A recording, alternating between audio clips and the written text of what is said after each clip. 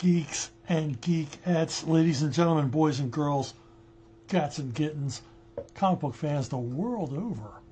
Welcome to another thrill-packed, information-loaded, curiosity-sating episode of Ask Chuck Dixon, where you ask me questions about what I do for a living, and what I do for a living is I write comic books. Let's not waste another moment of your precious time. Ace Mowick is first up, and he asks, considering that Dark Horse is flaky about following up on comic pitches, Image doesn't have the best creator agreements, are any of the other independent publishers, IDW, Dynamite, Boom, etc., better for up-and-coming writers, artists that don't have a large enough audience to crowdfund? It strikes me that some would rather just do the more creative work at an independent publisher to build the audience than have to learn how to navigate the algorithm of YouTube and build an audience. The companies you mentioned aren't necessarily open, especially Dynamite or Boom. I don't think they're particularly open to creator-owned projects. IDW is in deep financial doo-doo, and I don't think they're open. And they haven't been open to new creative projects for a very long time. IDW developed kind of a clique of their favorite creators, and they kept leaning into them over and over and over again, even though their projects didn't necessarily sell real big.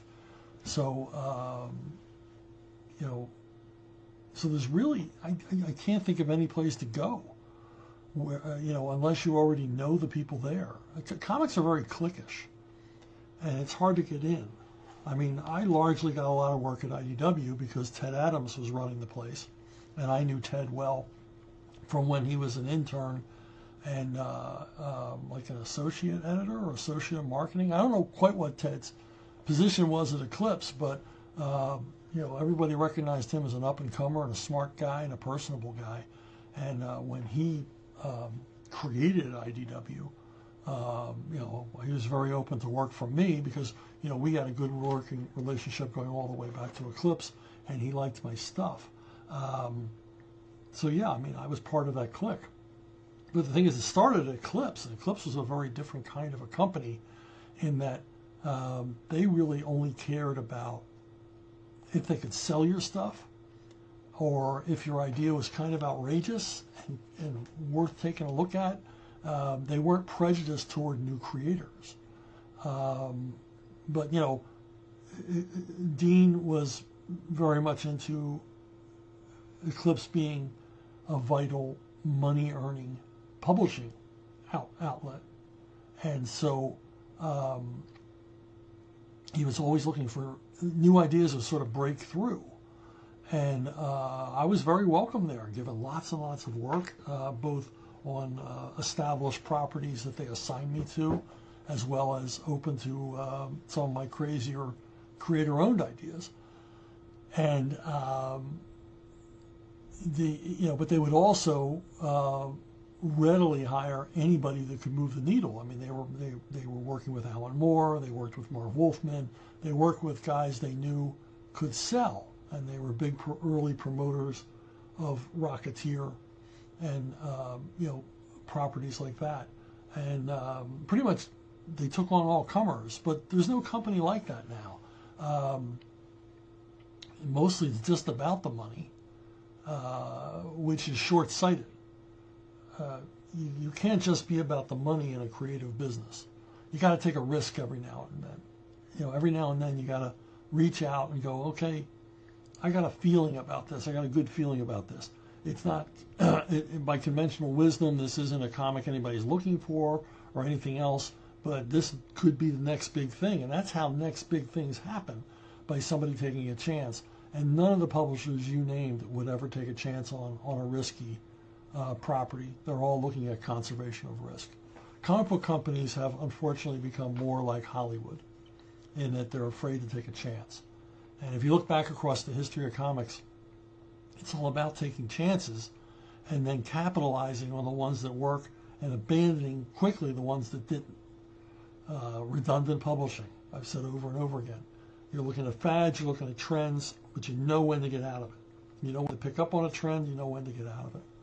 And that talent seems to be lost. They just seem to get on a trend, superheroes, and just stick with it forever.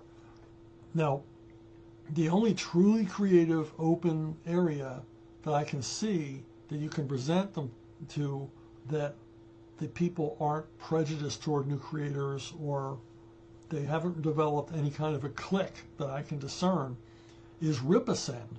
Ripascend is part of Ripaverse, and it's a creator-owned wing. It's very much like Eclipse Comics, creator-owned efforts. It's very much like early Epic, as run by Archie Goodwin. They'll look at everything. They're looking at pitches all the time, and they'll certainly sell your property. Ripascend is, if nothing else, they are champions at marketing comic material. I'm doing a project through them myself right now. I'm very, very pleased with the contract. I kind of helped them along on what a creator-owned contract should look like, and they took it to heart and actually, to my mind, improved on the creator-owned contract model. So that's the only place I can really think of that's still where it's the wild and woolly west. Your only other alternative is to crowdfund, and of course that's complete creative freedom, but then again, all of the weight is on your shoulders, as you said. Yeah, and seriously, if you're going to work in comics or any other creative field, you can't avoid it. Eventually, you're going to have to learn how to market yourself. You're going to have to learn how to sell yourself. So those YouTube algorithms, all the rest of it, you're going to have to learn about them. You're going to have to learn about climbing up the Google search ladder, and how to work with Amazon, and how to work with all these other people. I mean, yeah, it's unfortunate. I don't like it either. I just want to sit here and make stuff up. I don't want to be a businessman. I don't want to deal with mathematics. God forbid I have to do math. But unfortunately, that's the sad reality of this world, as I will lay out to you in this week's Drive Time in much, much greater detail. Okay, Tim Adams, what do you think is the best way to show sarcasm in a comic? Well, there's various ways. You're right, you can't get tone of voice across on a word balloon, but there's ways to do it. Facial expressions would be one. A nice eye roll or smirk can put across that the character is not really meaning what they say, which is what sarcasm is. Sarcasm is kind of irony. I'm praising you, but I'm not really praising you, because I'm praising you to such a ridiculous degree that if you weren't so self-involved, you would realize I'm actually insulting you. That's sarcasm, and that's one brand of sarcasm. But sarcasm is generally meant to wound or to wake somebody up to reality, or just to be funny on its own. But how do you express it in comics? Nobody does it better than Scott Adams. Dilbert is built on a foundation of sarcasm. So many of the characters make sarcastic remarks, say things they don't mean, and then the joke is always the sarcasm itself, and or the clueless individual the sarcasm is aimed at just simply not getting it. And Scott Adams really does this well. And what he relies on to get the tone of sarcasm across is that he gets you to know his characters. So you'll know if, like, the boss never really makes sarcastic remarks. So everything he says is literal. But Dilbert and almost all the other characters, the core characters, will use sarcasm. And because you've gotten to know them and know their attitude and everything else, you realize what they're saying is not what they actually mean, because you know their characters. So that's one way, is to get it across in comic form, is that you know your characters. Now, Spider-Man, extremely sarcastic character, but his face is covered, so obviously you can't use the facial expressions. But what you can use is context. And also, we know the character. We know that Peter Parker is a bit of a wise ass when he's in the Spider-Man costume. He takes on a different persona, which always fascinated me when I was a kid, because it was so deftly done by Ditko and Lee, that this guy alters his personality as soon as he puts that mask on. And I never saw that more clearly delineated or handled with such nuance as I did in that first run of Spider-Man. And so you see what I mean. You have facial expression, context, and knowing who the character is, so that we understand what they're saying and where they're coming from. Yvonne Magila, you often talk about the Jack Kirby principle as a big example. Is it the biggest example? You use Silver Surfer. So what is Chuck Dixon's biggest shot on Jack Kirby principle? What idea that came as a stupid idea, but you simply couldn't let it go until it turned into something? The Jack Kirby principle, for those of you who don't understand, it's something I coined. Kirby would just come up with the craziest ideas imaginable and somehow make them work by sheer force of will and enthusiasm and presentation.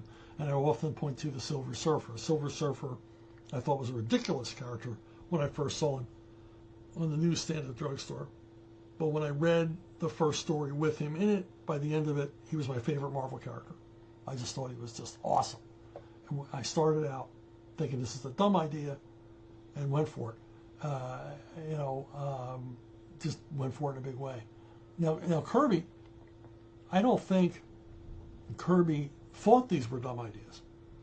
I just think these are the kind of crazy ideas he came up with. I mean, he came up with the Mother Box, for goodness sake. I've gone into depth about the Mother Box and what an amazing fictional creation it was, because we all have them now. And it looks so impossible in the day that you could have a device, about the size of a paperback book, thin paperback book, that would contain all the information in the world and allow you to communicate with others. And you could actually talk to, and it would respond on its own, with its own seeming sentient intelligence. That idea seemed ridiculous in the early 70s, like impossible. And yet here we are today. But Kirby, I don't think Kirby thought these ideas were dumb. He just put everything into them. He Kirbyized them. And he needed comics are a medium that just chews up ideas, and he was willing to throw almost anything into the hopper, and he did it with skill and determination, and just made it work, and made us love this stuff as much as he did when he first visualized it in his head. Now, I come up with crazy ideas all the time, but they don't seem that crazy to me. They don't seem stupid to me, but people have remarked on them like, that was nuts. Like, I enjoyed it, but it was crazy. Where'd you get that idea? That's crazy. And I point to one which was kind of drew a lot of attention at the time when I was writing Green Arrow. Connor Hawke was famously raised in a monastery, famously a virgin, and as I wrote him, famously really, really uncomfortable around women. Just didn't know how to deal with women because he never had to. And so I had his first sexual encounter with a Chinese ghost, which was I got excoriated for years over that, but I thought it was a cool idea. And I've been watching a lot of Hong Kong action stuff dealing with ghosts, and I thought, hey, why not? Let's get crazy. That's all, no problem with it. Similarly, recently I was talking to someone, and they were saying what an insane idea Something Big was, to combine an alien invasion story with a heist story. And he says, the guy said, how do you wake up in the morning with those kind of ideas in your head? I was like, but it didn't seem that crazy to me. It didn't, I knew it was kind of different. I'd never seen that before, but I couldn't see any reason not to do it. I couldn't see okay, well, that's just stupid. That's not going to work. And if you're a writer, if you're a creator of any kind, you always come up with an idea that sometimes you abandon because you just realize in the middle it's too ridiculous. Unfortunately, in comics, we don't have the luxury to throw ideas away. I think that's how this stuff happens. And I just kind of kept thinking about Something Big over and over and over again for years. And it all came together when I talked to Frank Fosco and said, hey, Frank, you want to draw this thing with me, this crazy idea I have? And he said yes, and then I had to seriously start thinking about it, populating it with characters, thinking about the plot advancement, thinking about the beginning, the middle, the end, all that jazz. So yeah, that's the Kirby principle, but like Jack, I don't think my ideas are that crazy. It's up to others to think that they're crazy. Twin spin! Lucky Yvonne gets a twin spin, and he's back with, you often say that the crossover can or could move the needle on comic sales besides being a cool thing, and besides you being a crossover guy. Considering the overwhelming success of manga, someone should be thinking on it. On the other hand, due to such style difference between both, that it seems hard to fit this kind of crossover. So you're talking about like a American superhero comic crossover with manga. And as I said before, in any crossover situation, you're dealing with two separate companies generally, two separate property holders. And the first question both of them are going to ask is, what's in it for us? And there's always a little bit more in it for one guy than there is for the other.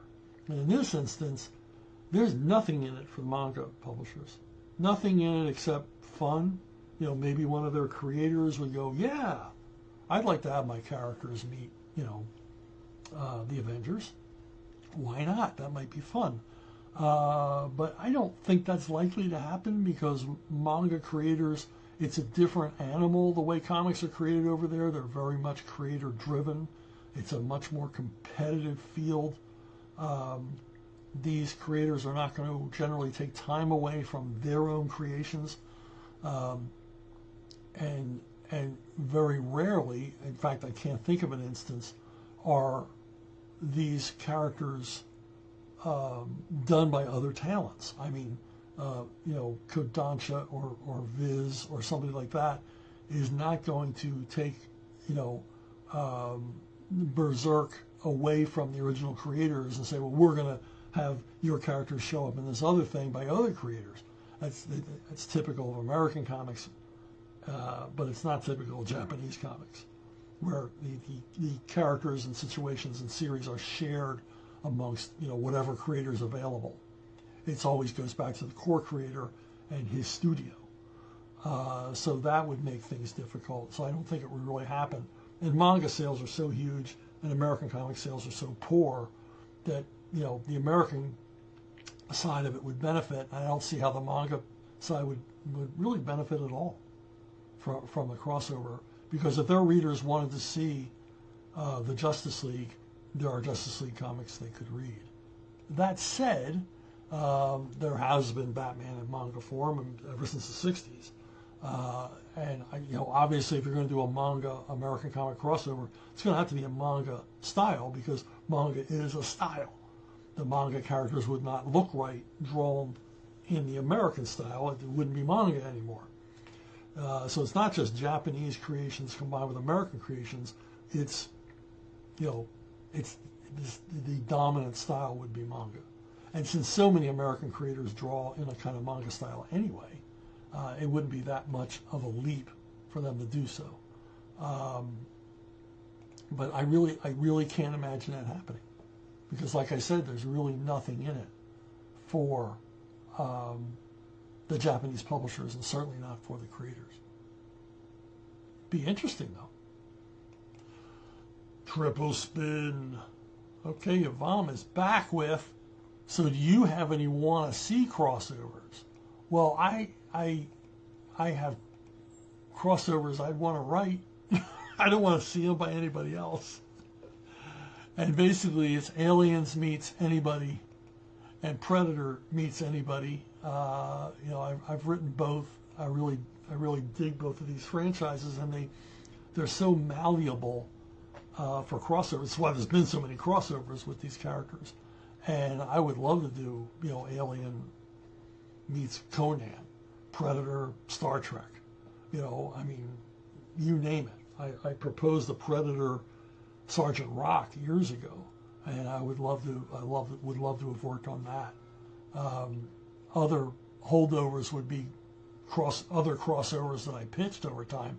I pitched a Batman Dirty Harry crossover, which, you know, went as far as Clint Eastwood's desk. Warner's was all for it. They loved the idea, and to me, it just wrote itself. But Clint didn't want his likeness appearing in a comic book. he's apparently softened on that image about his likeness, because now there's, action figures, or not action, well, those really, really high-priced action figures of him and statues and things like that. So he's loosened up a little bit on that, but I would have loved to have written Batman meeting Dirty Harry. It just seems like a natural, doesn't it? Another one I pitched, which almost got there, was Dick Tracy Batman, drawn in the Chester Gould Dick Sprang style, because early Batman comics heavily influenced, the look was heavily influenced by Dick Tracy, among other things, the villains and things like that. Batman owes a lot to Dick Tracy. It just seems like it'd be a natural to have these two characters meet, in the 1930s or 1940s, in the styles they were drawn in then. And when I pitched it, King Features loved the idea. DC wasn't as warm to it, and I really wanted to see it because I wanted Joe Staton to draw it. And this was before Joe Staton became the regular artist on Dick Tracy, because I'd seen Joe really beautifully mimic the Dick Sprang style in the past, and I wanted to see that. I just wanted to see it. I don't know that I ever had a story. I just pitched the idea of, Dick Tracy needs to meet Batman. I mean, how cool would that be? And mixing up the villains, and Mumbles meeting the Joker. I mean, it would have been beautiful. Kieran Brunkard, how do you plan a story before you start writing? Well, every writer works differently. Some writers start with a theme. Some writers start with a character. I generally start with the big scene, the high concept, the where is the story going, what's the big, huge, climactic, Frodo and Gollum wrestling at the lip of Mount Doom for the ring. I want to get to that scene.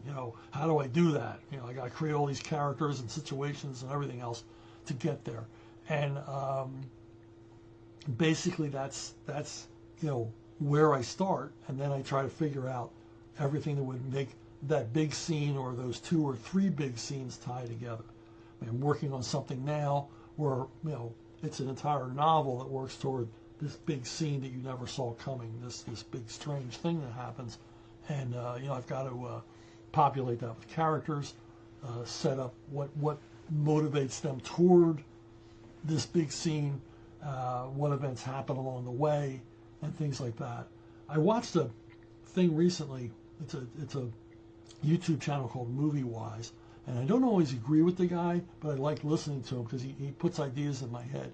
And one of the things he was talking about was a book, whose name I can't remember, and it was a book that said that movies aren't made up of scenes, they're not made up of acts, they're made up of segments. And it really opened my eyes, and mostly it articulated thoughts I already had, but I hadn't really put them into words in my head. I was like subconsciously thinking this way, that particularly, I mentioned Frodo and Gollum, particularly when you're writing a quest story or a story where there's an objective at the end, characters have to move from one place to another or whatever. How do you make that interesting? And I've always said you have to never mention the quest, or don't mention the quest too much. Never have the characters directly refer to plot. And of course, those two things are important in a story like that, like Lord of the Rings, like Lawrence of Arabia, like The Good, the Bad, and the Ugly. Characters working toward a goal, possibly on a timeline, in danger, whatever. You don't want to constantly be reminding the viewer, the reader, that all of this is going somewhere. You want to keep them engaged in what's going on in the moment. And so this segment theory of filmmaking arrives. And think about it. If you think of Lord of the Rings, if you think of Lawrence of Arabia, if you think of Good, the Bad, and the Ugly, if you think of like Guns of Navarone or something like that, you can remember scenes that happen throughout it. And those scenes are the segments that string the thing together. It's like a series of little stories, little vignettes that distract you from the idea that you're watching a story, distract you from the actual plot line, but at the same time carry the story forward. And that's kind of the way I write. When after I've gotten that initial idea and I begin building the story, I begin thinking of the segments. Where you think about the Magnificent Seven. The Magnificent Seven builds the characters through segments. We're introduced to all of the seven in scenes of their own. Seven Samurai, same thing. I mean, obviously Seven Samurai, Magnificent Seven, same story.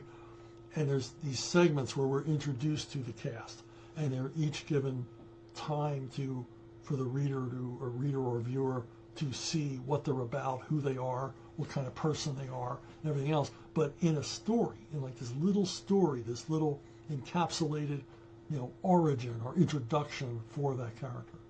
And those are the building blocks to me. I mean, that's the way I write. Not everybody writes that way. Some people outline something to death and then, strictly follow that outline. They have the whole story figured out ahead of time. I just don't do it that way. I have the basic building blocks in my head, and I just begin writing. And sometimes, in doing it, I surprise myself. I'm like, oh, whoa, this could happen. I didn't think of that before, but now that I've written all this other stuff, I've sort of allowed space for this really cool thing to happen that I didn't see happening. And if it surprises me, I have to assume it's going to surprise the reader. So that's kind of how it's done. And in my reading about other writers, I've learned that Raymond Chandler worked this same way, but he didn't put the work in on the plots. Great writer.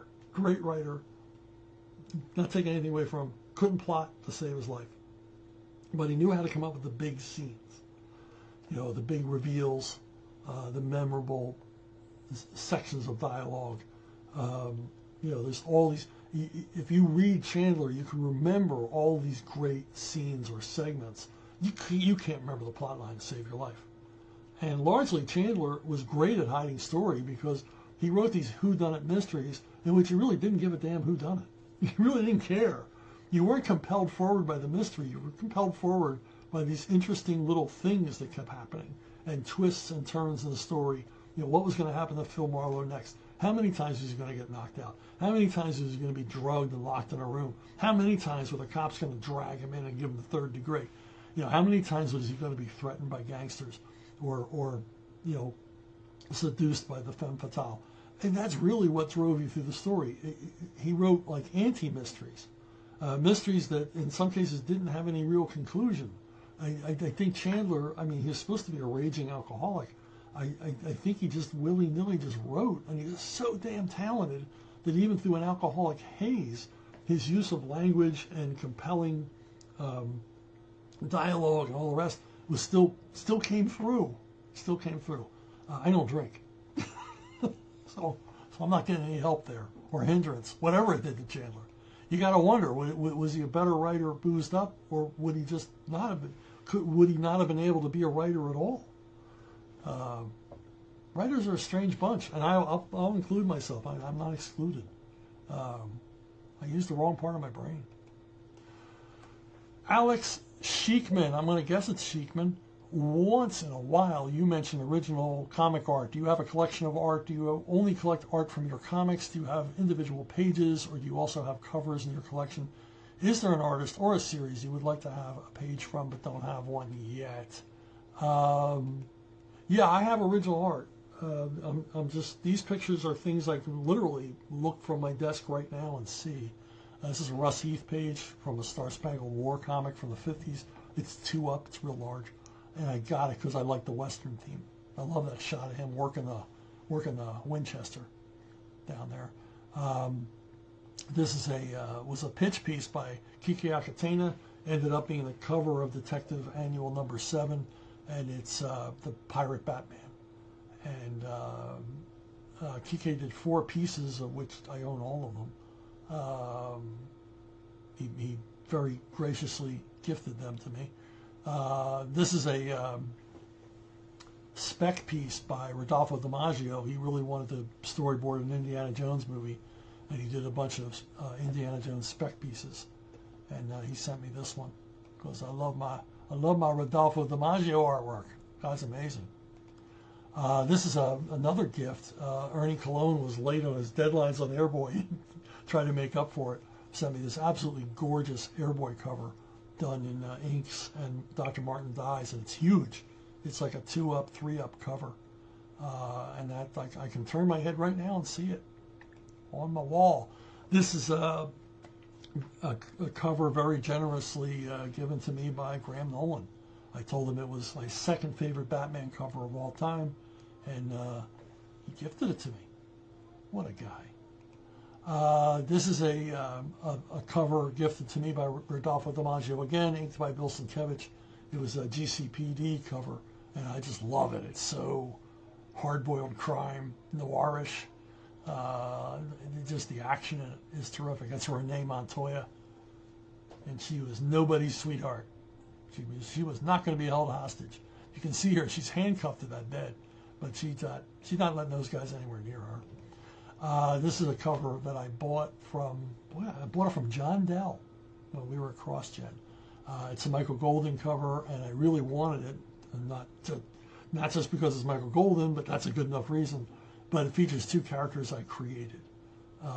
Lynn Michaels, the female Punisher, and Payback, the Punisher wannabe. Now, as far as the question of, do I own other original art? I own, I own a lot of original art. Over the years, I've either been gifted or bought a lot of original art. A lot of Russ Heath. I own complete stories of Sergeant Rock. I own an almost complete story, my favorite Warren horror story by Russ, Dime Novel Hero. I own all but one page. I have flat files. My wife, early on in our marriage, suggested that I buy some flat files, and she found some on an incredible sale. So I have flat files filled with artwork, and they actually serve a purpose because a lot of this artwork is the original artwork to things I created. Invasion 55, Time Jump War. I have almost all of the Law Dog art. Flynn Henry said that he wished for me to keep it, so it would be kept safe. So there's the Vanishers. I mean, any number of things. I own all of the original artwork because I should. Recently, for years, I held on to all the original artwork from the Racer X run and Alias run at Now Comics, but I recently sent it all to Todd Fox because I felt bad hanging on to it for all those years. I kept trying to, I eventually made things happen with Alias. I tried to make some kind of a deal for the Racer X stuff. I was never able to do that, so I just sent it back to Todd, and because it's his artwork, and to make some space in the house. Got a lot of stuff. So yeah, I got a lot of originals. Is there something I'd love to have a page from? Yeah, I'd love to have a Jack Kirby Fantastic Four page. I can't afford it. I'd love to have a Russ Manning piece. I don't have one Russ Manning piece in my entire collection, and I would love to have one. But the stuff's pricey. It's getting pricier. Somebody told me that a lot of this original artwork is bought by wealthy trial lawyers who are comic fans. And let me tell you, comic original art is a hell of an investment if you can get it at the right price. So I've many times been able to pay the tax man or max out, pay off maxed out credit cards by selling original art. So that I bought years before. So yeah, I got a bunch of original art. Twin spin! Alex Sheikman is back with, you said you realized that you are a Francophile and you talk about your interest in French history. Have you ever encountered a comic book adaptation of Three Musketeers that you really enjoyed? Have you ever considered adapting Three Musketeers into comics? No, I never have. And you referenced that I recently discovered I'm a Francophile. I didn't really realize I was a Francophile until I started working with my friend Jean-Francois Cavier on some film projects. And I realized in talking to him that I knew as much about French pop culture as he did. And I realized how many French movies I'd seen and how much of my comic book collection is French comics. And even some music I listen to is like French pop music. not French rock and roll music. It's not worth anything. French rock and roll music is horrible, but you know, some of their pop music I like. So I realized I was a Francophile. Now, as far as Three Musketeers, I've never read a comic. I've seen comics, but I've never seen one that I really thought was that great. As far as versions, I know you didn't ask me about this, but it's my show. As far as film versions, I really love the Richard Lester ones, Three and Four Musketeers. I think they were, you know, in keeping with Dumas, but also delivering an English sense of humor to the Frenchy goings on. Another one I really like is D'Artagnan's daughter. It's Sophie Marceau as obviously D'Artagnan's daughter, and it was a vehicle for Sophie Marceau, and there's nothing wrong with that. But it's also a hell of a good swashbuckler movie and a hell of a good Three Musketeers movie, and it has an amazing sword fight on the rooftop of a chateau at the end, at the climax. It's up there with the final sword fight in the Vikings for me, as far as like a vertigo-inducing sword fight. So I really dug that one, and I like the recent BBC TV series of the Three Musketeers. I watched all of them, and I dug them. I thought they were cool. But would I adapt Three Musketeers now? I think my adapting days are past me. I'm so busy on my own creator-owned stuff. I mean, it'd certainly be interesting. It'd be an excuse to, you know, reread Three Musketeers and really delve into it. I could probably be lured into it with the right artist. Obviously, I was going to work with some amazing art talent. I would go, okay, yeah, all right, I'll adapt it. And as long as I was given enough real estate, as long as I was given enough pages to do it justice, so we didn't have to cut and trim and, you know, chop all the good stuff out. So there you go. Triple spin. Look at you. Look at you. Alex Sheikman is back with his wished for triple spin, but he earned it. He didn't just wish for it, he earned it. He says, I laughed when you joked that Dumas would have been a good comic book writer. I never thought of it that way, but you're right. Writing his novels as periodical installments, he was very good at ending every chapter at a cliffhanger. What other writers who never got a chance to shine in a monthly comic book do you think might have made a good comic book scribe? I didn't think about this before when I was putting this together, but I think Charles Dickens would have been, because again, he wrote in a serialized form as well. He would have been a good comic book writer.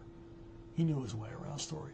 Now, Joe Abercrombie writes fantasy novels, and not only did he write fantasy novels that are so easily adapted to comics, because I adapted, I partially adapted one, I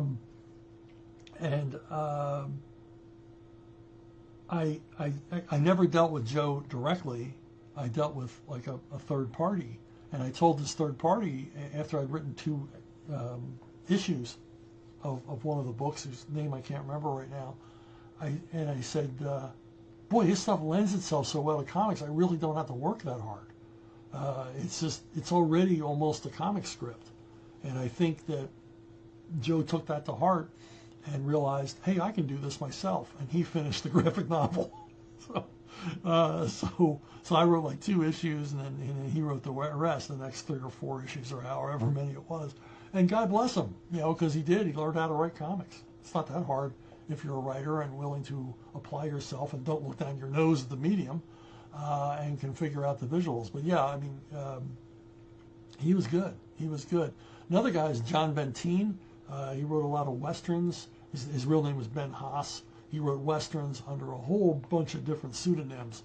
But his stuff, as far as setting up character, setting up action, very much paced like a comic book, in that, you know, there's not too many pages go by before there's a punch up, a chase, a shootout, whatever. So his books are so visual that I think that he would have easily adapted. You know, boy, if they had teamed him with like John Severin in the 70s, that would have been comic book gold. I would have been in heaven if that had been a collaboration.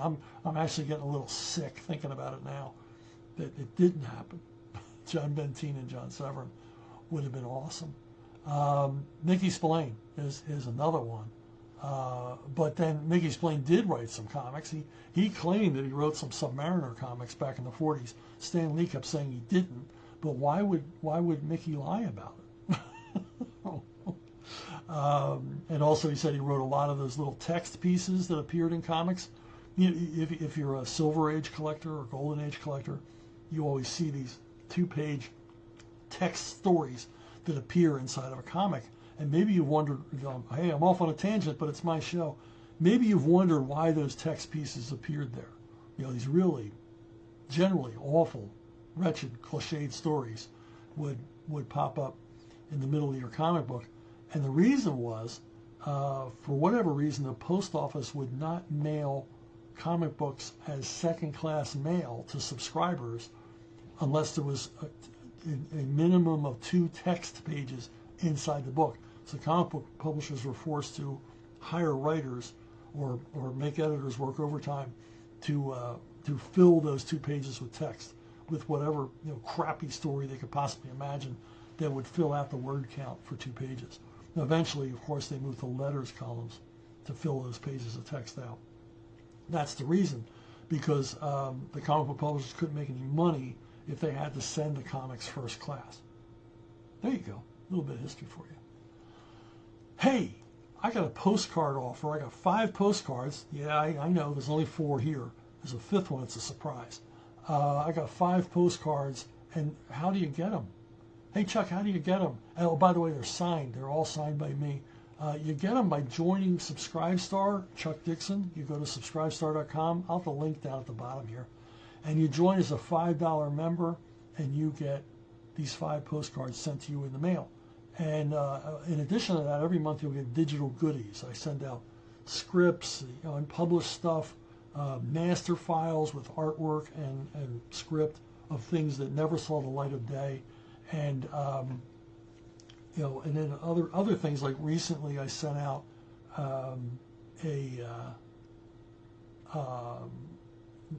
my illustrated bibliography. It lists everything I've ever written with pictures and everything else as a PDF file, so you can look back on my career and find out what you missed. But I have sent other physical media out. Subscribers got the first issue of My Sister Suprema. They've gotten other postcards sent to them in the past. I even did a miniature wargaming figure of myself, and 5-star subscribers got one of them. So if you want one of those rarities, one of those tchotchkes, head on over to the link I will provide below. So that's it. Now if you want to contact me, brunobookstore@gmail.com, brunobookstore@gmail.com, and as I described in an earlier video, no, there is no actual Bruno Bookstore. It's all in my head. It's all virtual. So that's it for this week. Thanks for listening. Thanks for subscribing. Thanks for watching. Thanks for sharing. And thanks for all the incredible questions. They really were fantastic. And I'll see you all down